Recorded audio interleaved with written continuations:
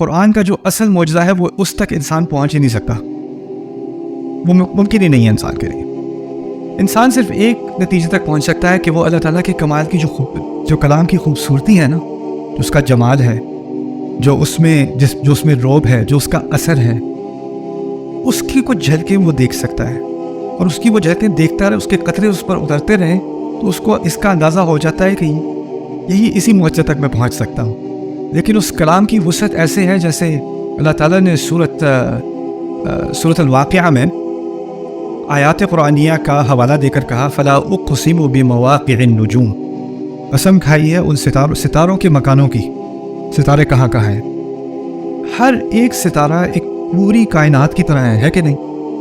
کتنے فاصلے پر ہے، اس کی کتنی تفاصیل ہیں، اس میں کیا کیا پوری دنیا شامل ہے، اس کے مقابلے میں یہ پوری دنیا کچھ ایک ذرے کے برابر بھی نہیں ہے۔ دور سے ہمیں بہت سارے ستارے نظر آتے ہیں، جتنا انسان اگر ایک دفعہ قریب آنے کی کوشش بھی کرے، اور ہم جو الیکٹران ٹیلیسکوپ وغیرہ سے دیکھتے ہیں تو ہمیں اپنے چھوٹے ہونے کا اندازہ ہوتا ہے کہ نہیں۔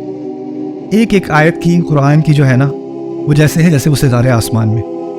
ایک ایک آیت، تو اس آیت کو آپ دور سے دیکھ رہے ہو تو آپ کو روشنی تو نظر آ رہی ہے، لیکن کیا آپ جو اس کی واقعی روشنی ہے اس ستارے کی، اس کا پورا جائزہ لے سکتے ہو؟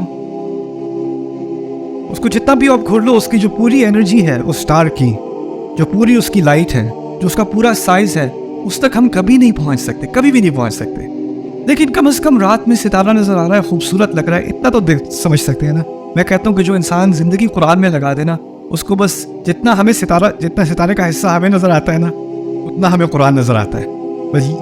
یہ احساس ہوتا ہے انسان کو قرآن پڑھنے کے بعد۔